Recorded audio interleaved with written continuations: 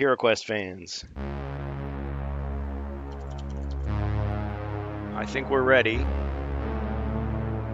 And I think I see Count Cogpox in here with me. Shout out to Carl Casey at White Bat Audio for the music. This is our Twitch stream. We're live on Twitch. We are not live on YouTube. We are doing the final run through the Frozen Horror HeroQuest. The call goes out for heroes. So Count Cogpox, I think may just be you and me unless we get some other heroes in here shortly. Come on, come on. Kill me, I'm here, kill me!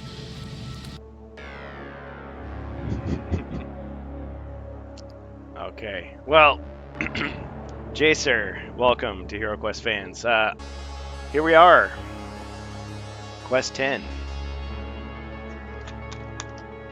Thrice Upon a Time. Cheers, Dead Gamer.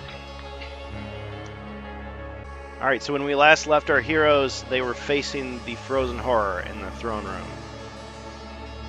So the final battle awaits. The Knight, the Elf, Barbarian, the Wizard, and the Rogue.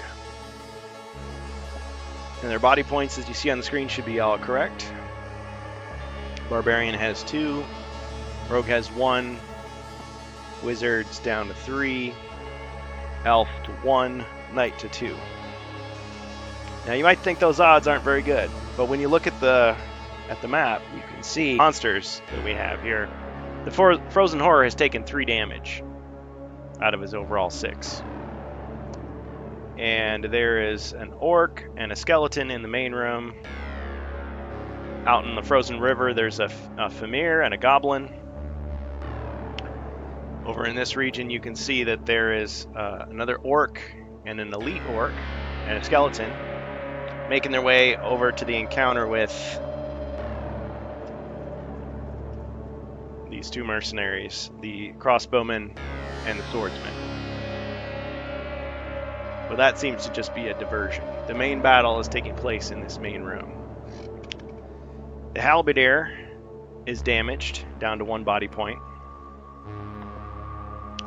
And the Frozen Horror has used only a few of his abilities. Okay, so he used Melt, he used Soothe, Mind Freeze, and Skate. Okay, so he's used 4 of them. And I'll let you find out what those are in the course of the battle.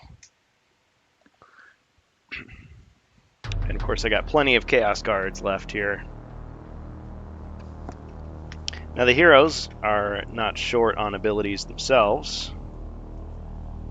They've got quite a few things in their arsenal.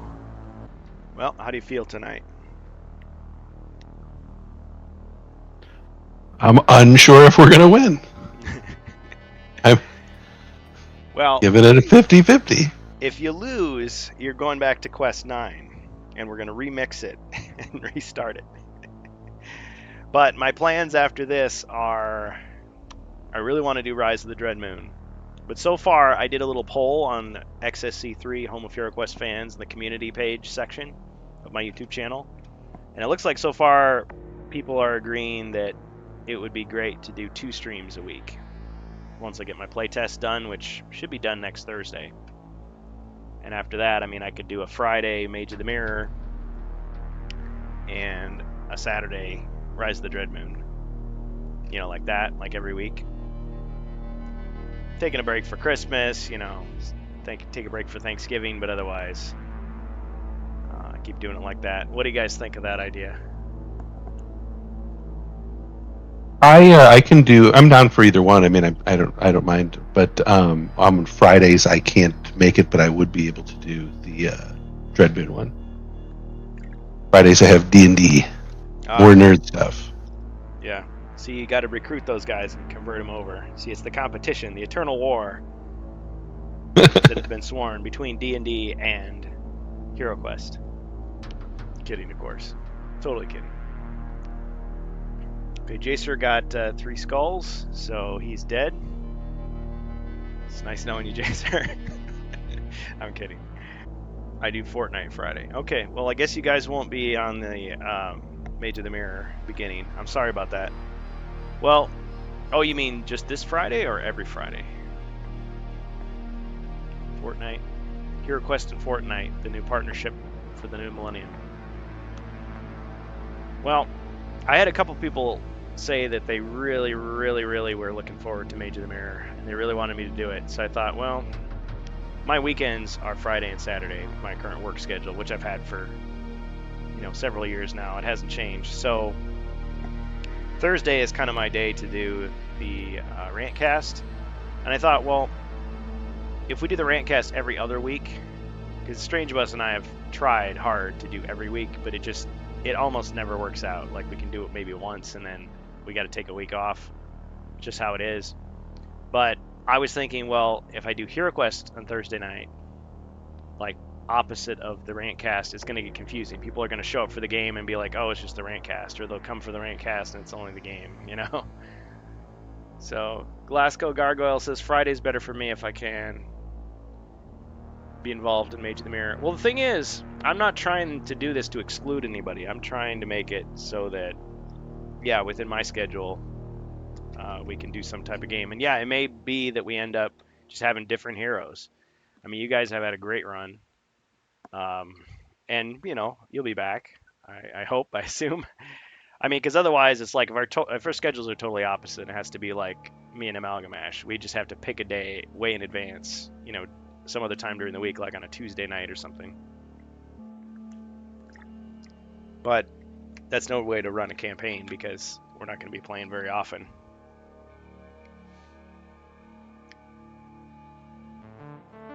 So, I don't know. I guess think about it. I understand if you can't make it. But I think Rise of the Dread Moon will go a lot faster. I think we'll get through that one quicker. And so then I'll be able to do Friday and Saturday for Mage of the Mirror. The only thing is, since it's such a long campaign, you may just... maybe we'll get it done in 3.5 months instead of 7 months. But, like, when you show up, it'll be like, oh, we've jumped ahead. And I guess if you don't mind that. Warm-up Rantcast with smaller mini-quests into Power Hour. Well, that's an idea. The trouble is setting up. Like, Strange Bus and I talked about doing, like, an on-site thing. But it just didn't work out. We weren't sure if we had the time to really, like, set up and do a live game and transition over into Rantcast. I guess if we've got the game set up, we can just kind of point our cameras at our faces and then just do the Rantcast and then clean up. But yeah, it would have to be shorter. And see, I don't have a problem with their sessions being shorter. I was thinking Friday it would be like in the afternoon, like earlier. So depending on when your thing is, I was thinking like 2 to 4 p.m. Central Time instead of 6 to 10. Yeah, I think I actually am available at that point myself. I'd have to check my schedule. I have I'm in Pacific time zone. Okay. And I work from home. I do have a flexible schedule. Oh, nice. It's just I do have to pick my kid up from school, and then we play our D&D session. And I'm whatever you want to do is totally fine. Don't change it based on me. But the D&D for me is 6 p.m., so I think it's 8 p.m. your time. So yeah, I think that's a flexible thing. I would definitely try to show up. Okay. For either one, I can try to make it work.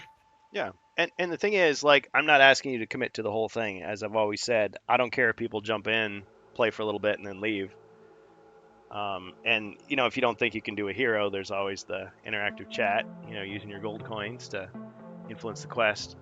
I'm cool with that. No, I'm either way, it's totally fine with me. I understand if you see other GMs besides me. Yeah, I've been playing with these guys for years now, on D&D, and we recently moved it to Friday. It used to be Mondays, a few years but back, same situation, life schedules and work, and everyone has to rotate. That a lot of people do have these long Dungeons and Dragons campaigns that they've been doing for years. It's like, I can't compete with that. Do what you got to do. But yeah, I'd be honored if you take some of your time and come see us now and then. Yeah, no, I enjoy it. I love getting in some Hero Quest time because it's so difficult with other friends to play it because I'm also playing a distance D&D game with friends. So, to get people around the table to play Hero Quest is difficult. Yeah.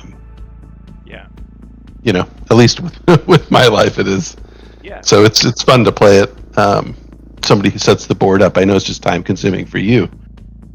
Yeah, I don't mind it though. Well, I mean, lots of people have tried to float me different digital solutions. I mean, we've tried some of them. Verg is the latest person to do that. He's mentioned that there's this new system that he's working on or working with. I don't know all the details of it, but he's using the graphics from the companion app, which is a little cool. iffy, I suppose, but I don't think it's a pay service, and I think it's all just you're streaming it from your own system. Like one person, like the GM has all the assets on their computer, so I don't know how that's going to work, but I'm going to try to learn more about it and see if it's something intuitive. My main thing is, I don't want to pay a lot for whatever it is. It needs to have, a low enough learning curve that I can understand it and that my players can understand it. And if we're going to do it, the whole point to me of doing digital is so that each of you guys can interact more. It's not just, you're just telling, because it's fine if you tell Zargon what to do and I do it for you. But if there's some way you can reach into the system yourself and roll the dice or move your piece, that's a reason to do that. And it has to be a solution that's cross-platform so that people like Jacer who are just on their phones can actually access it. So I take all those factors into consideration when I'm considering these digital things. So I'm not saying that it wouldn't be something good, but I do like setting up the board. But sometimes, I get home late or something, and it's I don't have it ready to go, and it would be nice to just fire up a digital app and just run it. So yeah, I agree. I could see, it'd be even interesting if you had that in a core tile of your stream. I do enjoy watching your. I'm one of the guys who's really fond of the models myself, the actual tabletop models. Yeah. And it is fun to see if you have the painted ones or some of them, or just even see what's new from the expansions. And big nostalgia for these guys, So it's just, that's never going to change. And yeah, you might have a tabletop simulator where it's perfectly rendered and it looks just like it.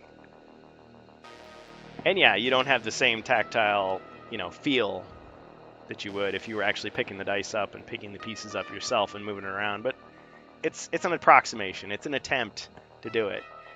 We can't always meet up, all of us. Jacer says, I can take a few hours off to play on Fridays after November when overtime slows down unless it snows. Yeah. Okay.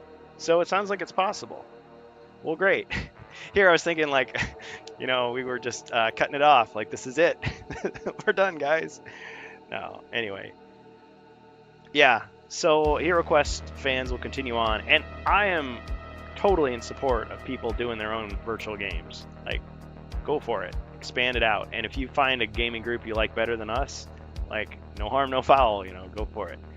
I think Verg is going to be doing that with some people. Hey, cool. Maybe someday I would just love it if Hero Quest fans was at that level, like the other Hero Quest Discord, where it's just this is a place to meet up and see what games are going on. Multiple games are going on, and you can just get involved, jump in, have a pickup game. Maybe you'll find a group you really like and you'll kind of stick with them for a while or whatever. It doesn't have to just be my stuff. But I like to play, so this is what I do. So anyway, okay, well, I guess we should get the game going, shouldn't we? So once again, shout out to Carl Casey at White Bat Audio for the music. We were playing the Hero Quest, the Frozen Horror Quest 10, right at the end here. And how do you guys want to divide up the heroes? Same as before, I'm guessing? Yeah, I was hoping to do the same one. I always played the wizard, and I got four. I got Dirk, Liam, Slade, and Zip. Is what I wrote down. Oh yeah, the mercenaries. 4 mercenaries. So Liam is the halberdier, right in there. So that's Liam, and Dirk the Daring, is he the He's a swordsman who's in the room with the frozen horror, I think. This red guy just right outside the room. Yes. Okay. And then the other swordsman in white is Slade. Big Jim Slade. I guess he would be right there. And Zip is the crossbowman, waiting for his opportunity. Just give me a target, sir. All right, since you guys were here last time, do you need any refresher on the gear, or are you ready to go? I'm good to go myself. I have a big list here. I'm super pumped. I have the Mentor Wizard icon for my hit points this week. Yes. I love that model. Yep. And I could get him out for you, but I'm still using the painted wizard, so. That's fine. Glasgow says, in the name of the Emperor, please just avoid the Frozen Horror's axe. And this axe? Yeah. So he takes up I 4 think he's squares. gotten lucky because he's been using a bunch of spells. Yep. Alright, well, I believe it is my turn. So if you guys are ready, we will get started.